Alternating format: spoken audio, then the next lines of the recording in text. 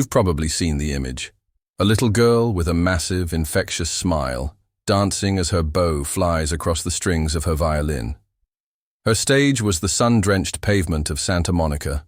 Her audience was anyone and everyone, and her music felt like pure joy. For years, Karolina Protsenko was the internet's favorite violin prodigy, a viral sensation whose talent seemed as big as the California sky. Her videos were a dose of happiness, shared millions of times, proving the simple power of a great melody played with a whole lot of heart. But then, the videos of her charming crowds on the pier started to slow down, and eventually, they seemed to stop. The quiet left her millions of fans wondering the same thing. What really happened to Karolina Protsenko? Well, the answer isn't that she just disappeared. It's a story about the wild pressure that comes with a spotlight you never asked for, about a family making tough choices, and about what it really means for an artist to grow up. Behind that famous smile was a journey of quiet struggles and a brave decision to write her own future. This is the story of why she left the street corner that made her famous and the surprising new identity she built in its place. To really get the Karolina Protsenko phenomenon, you have to rewind to 2015. That's the year her family, her parents Nikolai and Ella, made the huge decision to move from their home in Kyiv, Ukraine, to the United States. Karolina was just 6 years old. The move came as the conflict that began in 2014 was escalating in their home country. Her father later confirmed they decided to move for their family's safety and to be closer to relatives who already had a green card. Her family was built on music. Her dad played guitar and her mom played piano. Music was their shared language, and it was in California that 6-year-old Karolina started taking formal violin lessons. It wasn't just a hobby. She was a natural, a true prodigy who soaked up classical training at a speed that blew her teachers away. But it wasn't the quiet world of classical music that would make her famous. That would happen somewhere much more public and unpredictable. In 2017, her family took another leap of faith. Karolina, still just a kid, started busking on Santa Monica's 3rd Street Promenade. Think about that for a second. A young girl, violin case open for tips, setting up her small amp in the middle of a chaotic river of shoppers, tourists, and other performers. It was incredibly vulnerable and incredibly brave. Her parents, seeing that special spark in their daughter, became her one family production crew. They filmed her performances, not with fancy equipment, but with the simple love of a family capturing a precious moment. They understood what was happening wasn't just a girl playing violin covers. This was a performer connecting with people, raw and unfiltered. The street wasn't a drawback. It was her secret weapon. It was right there, on the pavement, that Karolina Protsenko found her first and most important stage. What made Karolina's street performances so magnetic wasn't just her technical skill, though that was off the charts. It was her genius for translation. She could take the biggest pop hits of the day, songs like Despacito or Post Malone's Sunflower, and inject them with the classical elegance of the violin. This fusion was her magic trick. She made the violin feel cool and modern and poppy. Music feel timeless and sophisticated. For the crowds that gathered, it was an irresistible mix. They knew the songs, but they'd never heard them played with such fiery, virtuosic joy. Her parents started uploading the videos to YouTube and Facebook, and the internet exploded. The videos went viral, racking up millions, then hundreds of millions of views. Soon, her view count climbed to over 1 billion across all platforms. She wasn't just a Santa Monica busker anymore. She was a global sensation with millions of followers in over 50 countries. Her brand was pure, unfiltered happiness. It wasn't just the music. It was the smile that never left her face, the joyful way she danced while playing, and the sweet, genuine interactions she had with people who stopped to watch. In 2019, the mainstream world caught on. Karolina was invited to The Ellen DeGeneres Show, a huge moment for any viral star. Playing for a national TV audience, She was no longer just a talented street performer, she was a certified prodigy. Ellen gifted her a new violin and a tip, a perfect nod to her busking roots. Her status was cemented. The girl from the pier was now a star, and it looked like her story was a straight shot to the top. But behind the scenes, the pressures of that rapid rise were starting to build, and the first hints of a big change were on the horizon. Every prodigy story has its tough moments, and Karolina's was no different. One of the first big tests came when she was only 10. With her online fame blowing up, the next logical step seemed to be a reality TV talent show. She auditioned for America's Got Talent, and she was rejected. For a kid, a rejection that public could have been crushing. But looking back, it seems like it was a crucial lesson for Karolina and her family.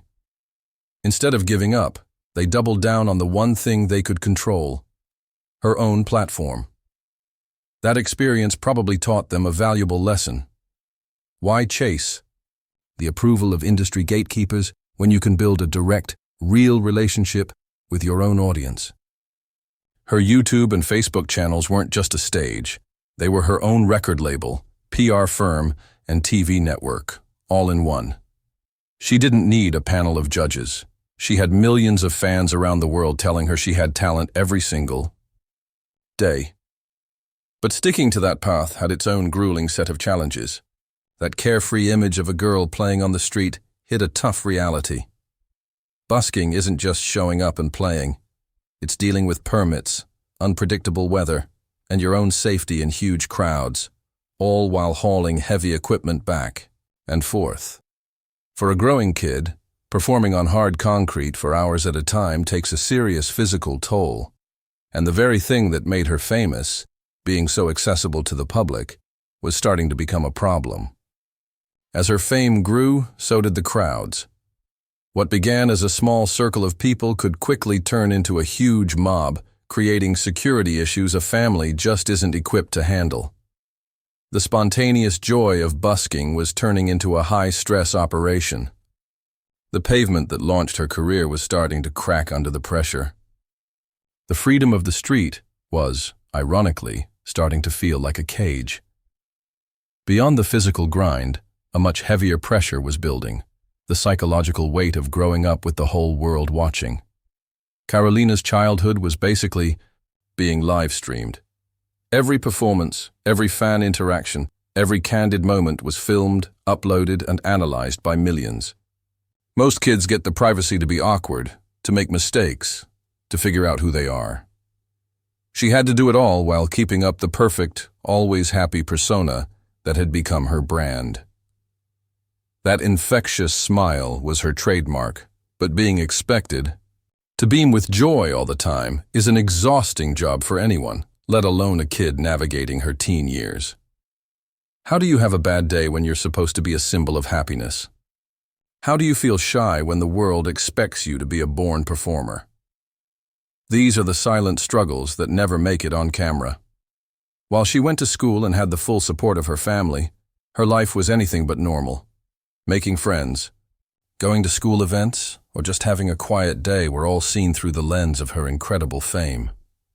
And then there's the dark side of the internet, online trolls.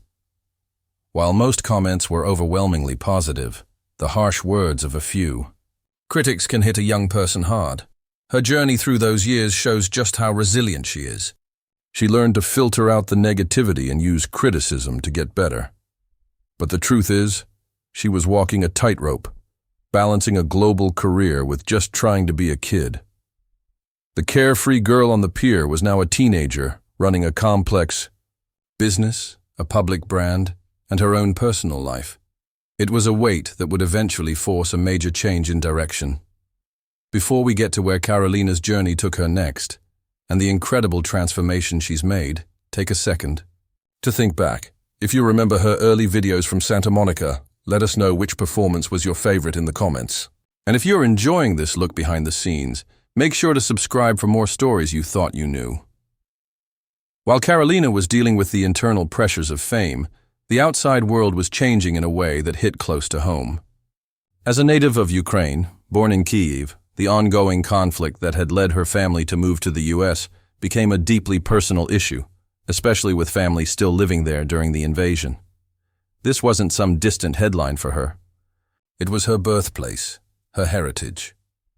This profound connection to a global crisis added a new layer of maturity to her perspective. The cheerful violin prodigy was also a young woman watching the home she had to flee, endure incredible suffering. An experience like that changes a person, and it definitely changes an artist. Art is often how we process the world, and it's fair to guess that the gravity of the war in Ukraine influenced her music. The light, joyful pop covers that made her famous might have started to feel like they weren't enough to express everything she was feeling. Music can be a source of comfort, an outlet for grief, and a call for peace, heavy themes that demand a different kind of artistic expression. The celebratory, come-and-go vibe of a street corner probably isn't the best place to explore those deep emotions. A formal concert hall, a recording studio, or an intimate, self-written song provides a much better canvas. This external crisis, on top of the internal pressures she was already facing, likely sped up her need to evolve.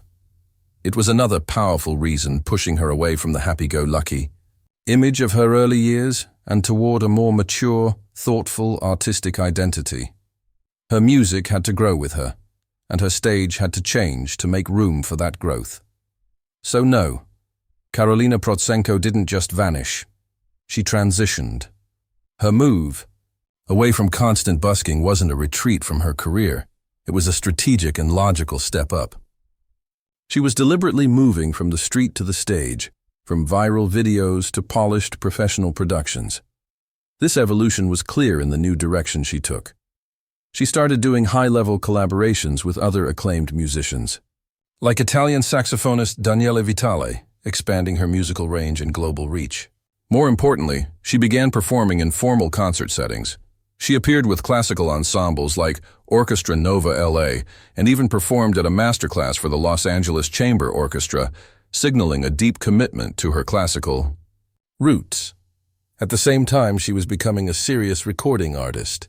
Starting in 2018, she released a string of albums, including My Dream, Fly, Sunflower, Sky, and finally Together. These weren't just collections of her busking hits. They were curated albums that showed her growth and artistic vision, available on all the major streaming platforms. This is not the resume of someone who is fading away. It's the resume of an artist building a serious long-term career. She was laying the groundwork for a future that didn't depend on the next viral hit. Each album and orchestral performance was a step away from being the internet-famous busker, and a step toward becoming a respected professional musician. The world might have been asking, where did she go? But the answer was right there in her growing body of work. She hadn't gone anywhere. She'd just moved into a bigger, more sophisticated arena. For years, the evolution was gradual. But in the summer of 2025, Karolina Protsenko made the single biggest and most surprising move of her career, a change so huge it would answer the "what happened" question for good. She announced a complete rebranding. The world knew her as Karolina Protsenko, the violin prodigy. But for her new music, she would now be known by a new name. Karolina Rose. This wasn't just a little tweak. It was a major statement. In a live stream, she explained that she was dropping Protsenko for her original music because that name was so tied to the violin brand she'd spent a decade building. To move forward, she needed a new identity, one free from the weight of her past. She chose to go by her first and middle name, Karolina Rose. And the name change came with an even bigger announcement. She was launching a new career as a pop singer-songwriter.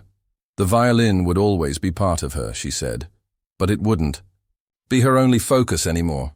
Her new identity as Karolina Rose would be built around her voice and her own original songs. This was the moment everything had been building toward.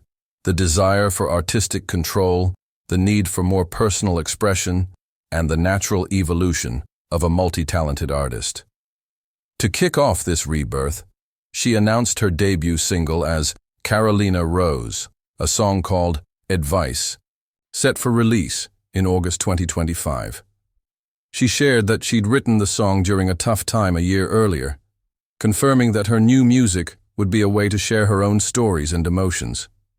This was the final answer to the mystery. Karolina Protsenko didn't disappear. She had been quietly transforming, getting ready to reintroduce herself to the world, not as the prodigy they remembered, but as the artist she had become. On her own terms, with her own name, and with her own voice. The decision to become Karolina Rose is more than a name change. It's a declaration of artistic independence. For a young artist, with a globally recognized brand and over 1 billion views tied to her name, walking away from that is a huge risk. It would have been much easier and probably safer to just keep releasing violin covers and cashing in on the powerful Protsenko brand. But doing that would have meant being defined by her past. The Prodigy label is a great start, but it can easily become a gilded cage, trapping an artist in perpetual youth. By choosing a new name, Karolina Rose is making it clear she is not the little girl on the pier anymore. She's a young woman, in control of her own story. This new chapter is all about authorship. As a singer-songwriter, she's shifting from interpreter to creator. Her violin covers were brilliant translations of other people's work, but her original songs, like her debut Advice, are pages from her own diary. She's now the one writing the words, creating the melodies, and sharing her own view of the world. It's the ultimate form of artistic ownership. This move shows she understands the long game of a creative career. Viral fame is temporary, but true artistry is built on authenticity and growth. Karolina Rose is betting on herself, believing that her own voice and her own stories are more powerful than any pop cover. She is trading the proven success of her past for the unknown potential of her future. So what really happened to Karolina Protsenko? She grew up. She faced the intense pressure of early fame, navigated a life lived in public, and came out the other side not as a victim of the system, but as its master. She took the platform she was given and used it to build a brand new one, a stage where she could finally speak in her own voice. The journey of Karolina Protsenko is an incredible story, but not for the reason most people think. It's not about a mysterious disappearance. It's a story about a brilliant evolution that was happening in plain sight the whole time. From the 6-year-old immigrant finding her way in a new country, to the 9-year-old busker who charmed the world, she captured our imagination. We watched her grow from a viral hit into a polished concert performer, all while dealing with the unseen pressures of being a kid in the global spotlight. The question was never really, what happened to Karolina Protsenko? The real question was, who will she become? For a while, it seemed the world had decided for her. She'd forever be the violin prodigy from Santa Monica. But Karolina had other plans. Her transformation into Karolina Rose, a singer-songwriter ready to share her own stories, is the powerful and definitive answer. It's a testament to her resilience, her artistic integrity, and her courage to define success for herself. She didn't vanish. She took control of her own story, trading the concrete of the 3rd Street promenade for a future that is entirely her own creation. Far from being an ending, her quiet step away from the public eye was just the beginning of her most exciting chapter yet. The story of Karolina Protsenko is over. The story of Karolina Rose has just begun. What do you think of Karolina's evolution into a singer-songwriter? We'd love to hear your thoughts in the comments below. And if you want to see another story of a star who reinvented themselves, click the video on your screen now. Thanks for watching.